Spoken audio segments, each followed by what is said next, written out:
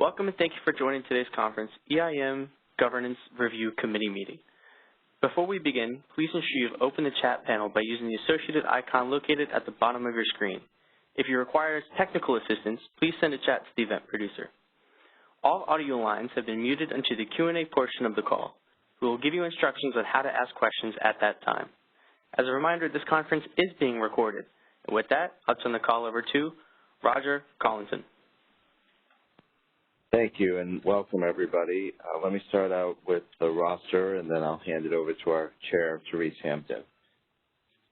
Tony Braun. Here. Andrew Campbell. Here. Suzanne Cooper. Here.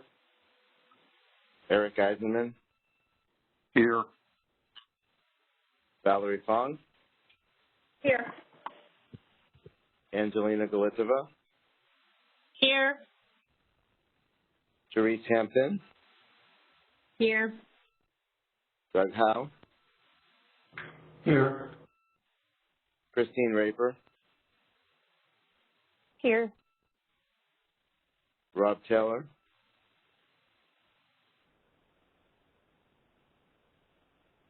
Rob, are you on mute, maybe? All right, we'll continue on. Rebecca Wagner. Here. Mary Winke. Here. Cameron Yurkowski. Here. And Jennifer Gardner is absent, and we do not have Rob, but we do have a quorum, and we may continue. I will turn over to you, Chair Hampton. Thank you. We'll start the meeting with an opportunity for public comment. So we will see if there's any public comment specifically before we get started.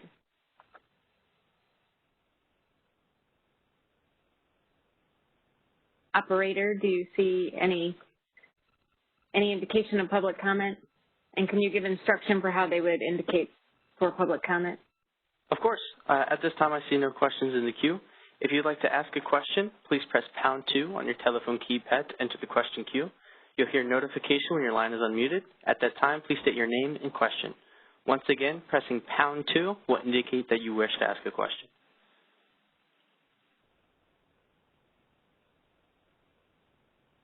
Okay, doesn't sound like we have any public comment at this time, so we'll transition to the next agenda item, which is decision on general session minutes. Roger? Thank you, Therese. We need a motion to approve the general session minutes from March 11th, 2020. And do I have someone to so move? So moved. This is Angelina. Angelina, you're not allowed to. You and Valerie don't vote. Oh, okay. but I appreciate your enthusiasm, so thank you very much. Hey, Rob. Eric, thank you, Eric. And who would second that motion? Rebecca, I can second. Thank you, Rebecca. And what I will do is I will go down the voting members that are present for your vote. Tony Braun. Aye. Andrew Campbell. Aye. Suzanne Cooper. Aye. Eric Eisenman. Aye. Therese Hampton. Aye. Doug Howe. Aye. Christine Raper. Aye. Rebecca Wagner.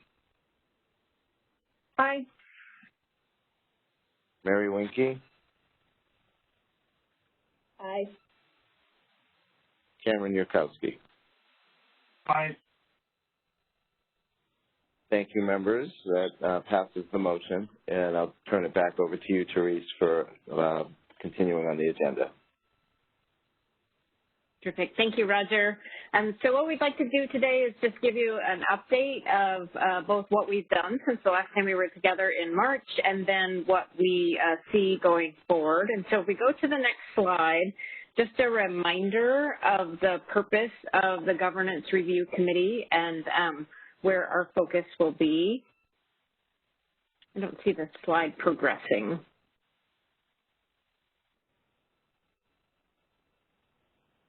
One more. Great, thanks. So just a reminder, the Governance Review Committee is designed to focus solely or exclusively on governance issues and will develop proposed changes for both the current EIM without the extension of a day-ahead market and then also if the extension of a day-ahead market is implemented. And as we've already done, we posted, if you recall, back in January, a scoping document and received your input. We will then, coming up next, and what we'll talk about in kind of our future steps is put together a straw proposal and seek additional comment and revise straw proposal. At the end of this conversation, we'll show you the schedule that we've developed based on kind of the review of the stakeholder comments to date and what we think is a reasonable schedule moving forward. Ultimately, all of the work that we do is submitted to the governing body and the ISO Board of Governors for approval, so we make a recommendation to them. The ultimate decision is there. If we'll go to the next slide, we'll talk a little bit about what we've done since the March meeting. We've spent a significant amount of time. I think we talked about at the March meeting, if you recall, we held a workshop where we heard from some stakeholders about their comments, and we had some dialogue about that. We said at that time there were a lot of really wonderful comments that were submitted and a lot of information to work through. And so we've gone through a very deliberate process of assessing and categorizing the comments, seeing where there are areas of alignment and difference, and really trying to put that together in a framework for a straw proposal.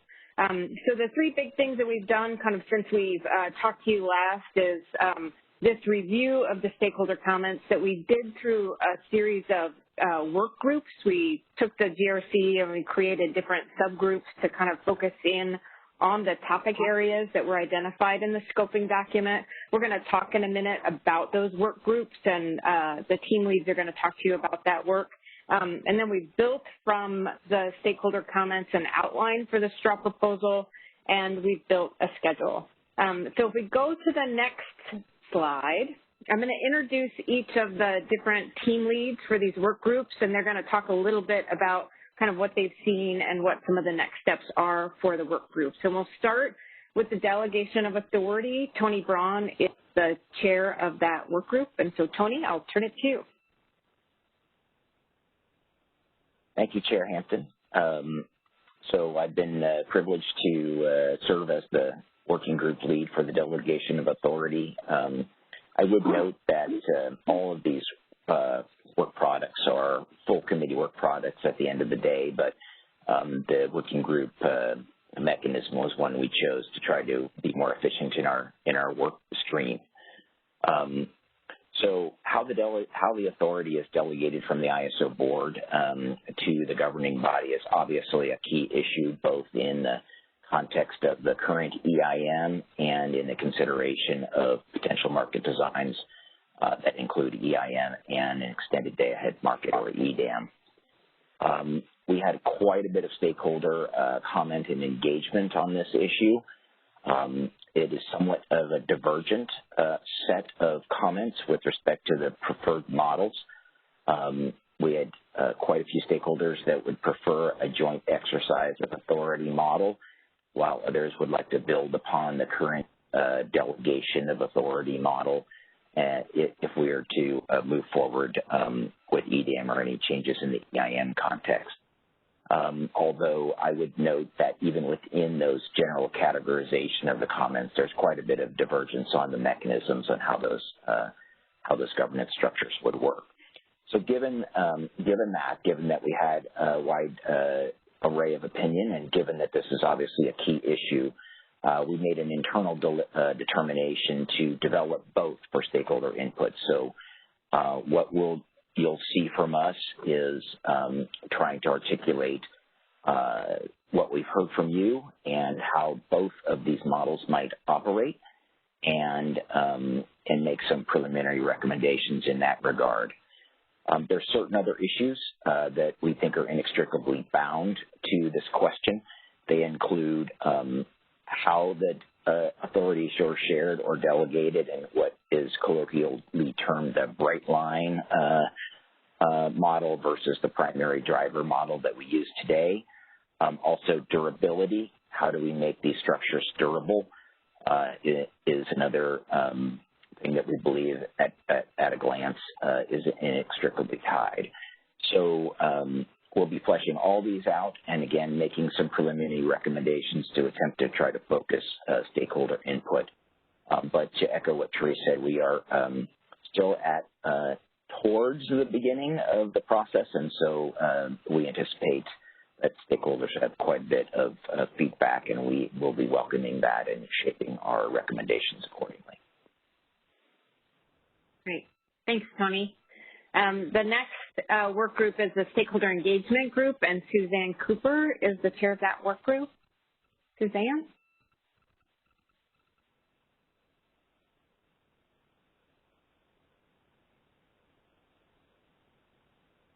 I think we can't hear you, Suzanne. Suzanne, can you make sure your device is unmuted? Yes, just did. Thank you. So the stakeholder engagement work group focused in 3 areas. One being the governing body's meeting processes, and there were not many comments with regard to meeting frequency or timing. Well, comments were generally supportive of how things are working now. There were no recommended changes, but there was a recognition that depending on how EDAM moves forward and what delegation of authority model is selected, that there may need to be changes. For example, under a joint authority model where both the ISO board and the governing body would need to have meetings together as one example, where perhaps changes would need to be made how those meetings occur. The second area was the role of public power and PMAs, the oversight bodies for those entities. What role could they have in a stakeholder process? There were a number of commenters who remarked on this issue were generally supported representation for those entities in the stakeholder process. A good number supported perhaps a separate committee be established, while others felt that PMA and public power representation should be added to the BOSSR. So that is an issue that we will be working through.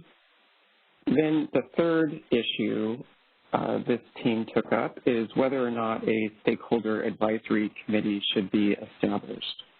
And there were a number of commenters who indicated support for a stakeholder advisory committee, or SAC for shorthand. Although there were variations on the details around what the role of a committee would be and what the composition of it would be, as well as whether the RIF could be modified in a way to address what the stakeholder concerns are with sort of the current functioning. Then there were also comments that weren't in favor of establishing a stakeholder advisory committee. Those comments indicated lack of clarity or concern about what the role of a stakeholder committee would be in the overall stakeholder process, or viewed or expressed concern that a stakeholder advisory type committee would be an end run on the current open stakeholder process. So the work group at this point is going to be fleshing out a couple of alternative approaches, like a modified RIF and a full stakeholder advisory committee. will address representation of public power and PMAs and devise a preliminary, we'll put those alternatives out for stakeholder feedback, but we'll also include a preliminary recommendation for feedback as well.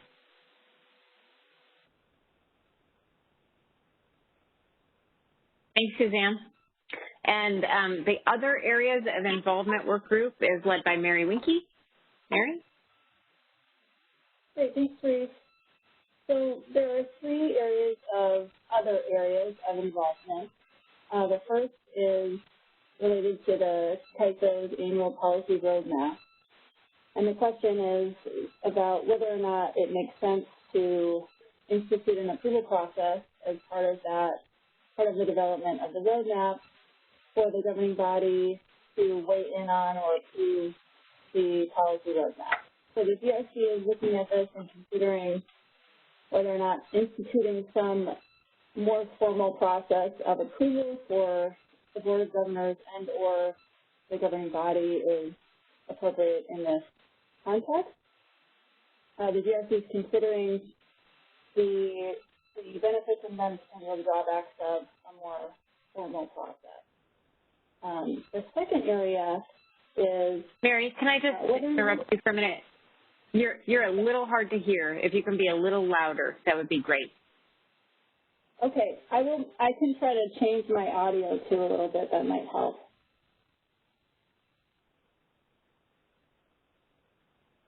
Is that a little better? Maybe not. Yes, that's much better. Yes, it is. Okay. So the second area has to do with technical support that's available for the EIM governing body, and whether or not there should be enhanced technical support in the form of modifications to the existing DMM or market surveillance committee structure, and or whether or not there is an independent market expert that should be added to the overall governance structure to provide that technical support. In the comments, there seems to be a fair amount of broad support for the development of some level of technical support for the EIM governing body, but divergent views on what that looks like and the structure of it. So the GRC is exploring different options, as I mentioned, one along the lines of modifying the existing structure and one along the lines of looking at the addition of an independent market expert. The third area has to do with funding for the body of state regulators. And the BOSR has raised the desire for some additional technical support for its participation in the stakeholder process to increase its effectiveness in participating. And again, among commenters, there is a fair amount of broad support for the stated issue and for increasing some level of funding or support for the BOSR. However, there's a fairly divergent set of views for what that looks like and where that funding actually comes from. The BOSR's comments have contemplated a funding through the CAISO tariff, and as I mentioned, a fair amount of divergence as to whether or not that is an appropriate source of funding. So the GRC is looking at whether or not a charge via the CAISO tariff is appropriate or whether there are also other sources of funding or developing that support for BOSR. So I think I will leave it at that and turn it back to you, Therese. Thanks, Mary. So now we're going to transition to the last work group, the Guiding Principles and the Selection of Governing Body Members, which is Rebecca Wagner. She's both going to do an overview of the work of that work group, but they've also got a first product that we'd like to share as well. So, Rebecca? Thanks, Therese. Good morning, everyone. I think, yeah, it's still morning, at least where I am. I'm going to start with the portion of our working group that's addressing selection of the governing body members. And over the course of the last several weeks, we've been reviewing the comments, identifying the issues in those comments, and have arrived at roughly four general areas. One is the structure of the nominating committee that is responsible for vetting the governing body members. A couple of issues in that realm include a voting role for the public interest organizations and the potential need for new members to the nominating committee if there are new committees formed in other aspects of our governance review. Another area is qualifications for selecting the governing body members, what skills. One issue that was raised is sector diversity. I think we're going to explore a little bit more of what that means and diversity generally to ensure that we're filling the governing body with a complementary set of members. We're also looking at the process for reviewing the nominations. This goes towards the timing of when the search begins, when there's an opening on the board. Well, we need to explore that a little bit more to ensure there's not gaps where there's not governing body members, especially if it leads to a lack of a quorum. And then finally, probably the more challenging aspect is reviewing the size of the governing body, particularly in light of any modifications to the delegation of authority or a joint authority model, evaluating the pros and cons of increasing the size, as well as any potential cost implications included in that. Turning to guiding principles that were included in the stakeholder or the scoping paper in January. Those guiding principles originated with the transitional committee and have been embodied in the mission statement and the governing body itself. Generally, folks, stakeholders supported the use of those principles to build upon them. We need to parse out what changes need to be made between the existing EIM versus what this would look like for EDAM and come up with proposed changes along those lines. The main themes generally, whether it's EIM only or EDAM, center around the autonomy of the governing body, often referred to as independence, the voluntary nature of participation, also known as exit fees, the provisions of easy in, easy out of EIM. Any changes to state policy, a number of our states have adopted carbon reduction goals, and how does that translate into the guiding principle along respect for states' legal requirements. And then transparency generally of the process as well as the decision-making process. Some groups have offered additional guiding principles that we will evaluate and see how they fit in both the EIM and EDAM paradigms. That I'm going to turn to the next slide.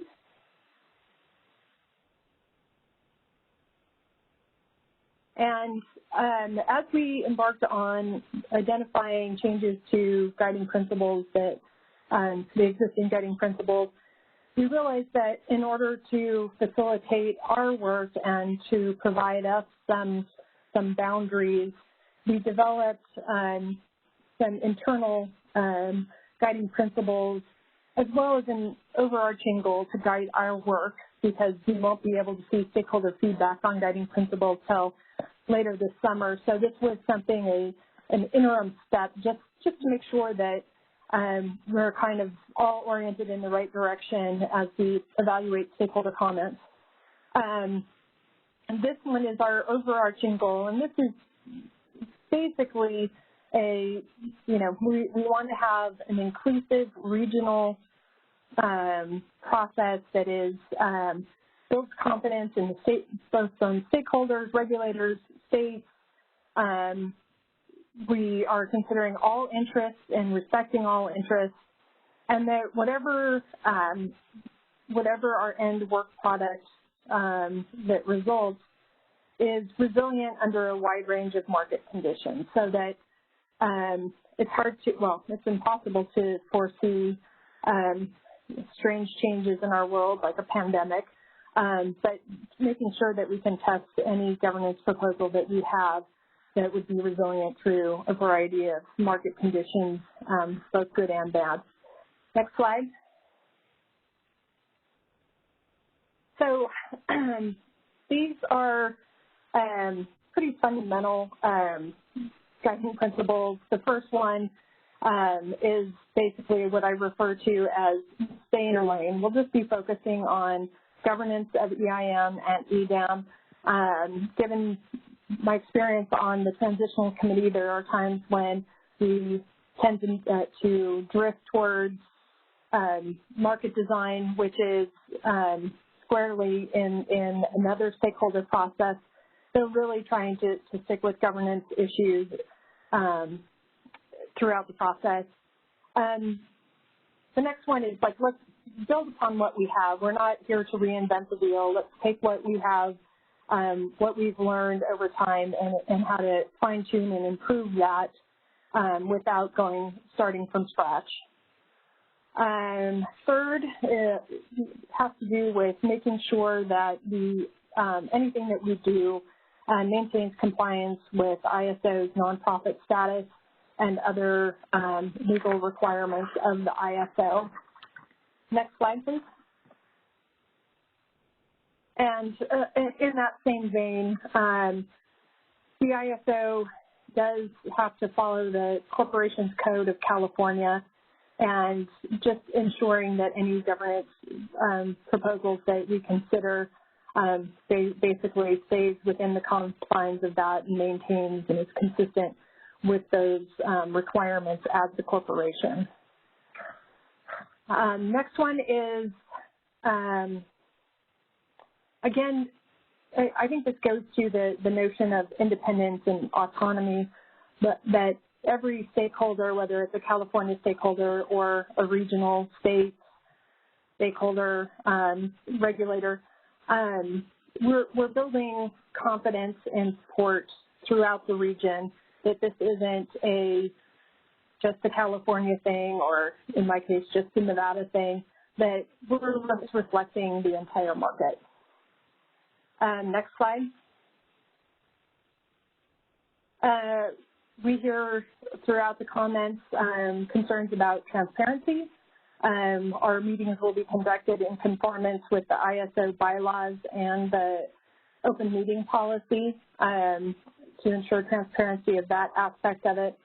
And then the next and final guiding principle really goes to an overall reflection that a recognition that there are many stakeholders in this process with many different interests, and just the mere work that we're doing and the members of our own governance review committee demonstrates that clearly. And we want to, anything that we develop respects and considers those perspectives, and that the ultimate governance structure is transparent and clear and is reflective of those stakeholder interests.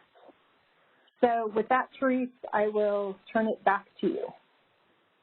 Great. Thanks, Rebecca. If we can go to the next slide, I'm going to talk a little bit about the schedule, and then we'll open it up for questions or comments from those that are participating. So we are here, May 5th, at this teleconference. We have a general session meeting scheduled on June 29th. I want to actually say something I probably should have said at the beginning. A tremendous amount of thanks to all of the Governance Review Committee participants, members. They have really been doing a lot of work, and we've been doing it all virtually. I think the last time we met in person was in January, and they have graciously agreed to be on video way more than they want to be because we're trying to create some sense of kind of conversation and team through these issues. So we're moving into what we think is kind of the exciting part of this process, which is, we've done all of this research and distilled all of your comments and put a structure together to develop the first straw proposal.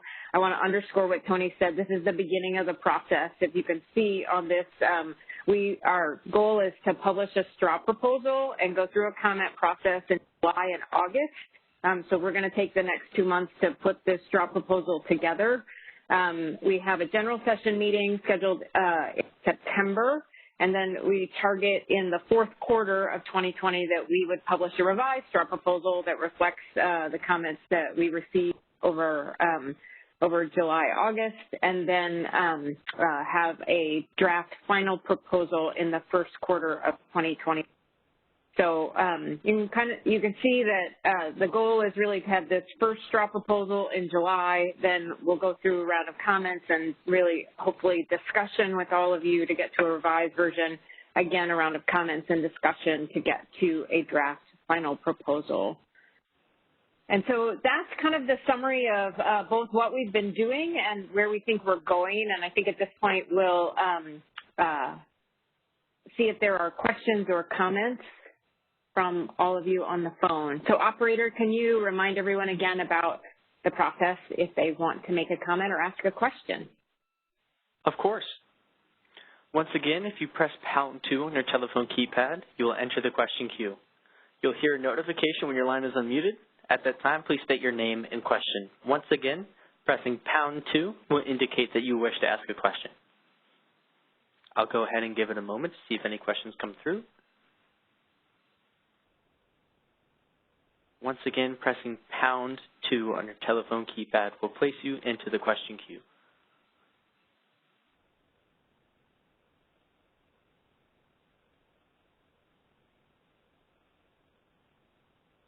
It appears we don't have any questions at this time. Would you like to give it another moment? Okay. Sure, I'll just do a little filler while we wait for a moment. And the other thing worth noting is we do have dates and locations for each of our future meetings. What we have noted is that those are subject to change. I think we will endeavor at least to have updates. What we've heard is that people really do want to understand what we're doing and what we're working on. We want to be transparent in that way as well. But they may be subject to change just based on kind of the pace of work and where we're at. If there are no other comments, then I think we will adjourn, and we appreciate you joining and look forward to working with you after we share the straw proposal and get your feedback and your comments. Alrighty, just want to let you know that there are no other questions in queue at this time. Okay. With this, I think the meeting is adjourned. I think so. Thank you, Therese. Bye. Thank you. Thank you. Thank you. Alrighty, that concludes our conference. Thank you for using AT&T Event Conferencing Enhanced. You may now disconnect.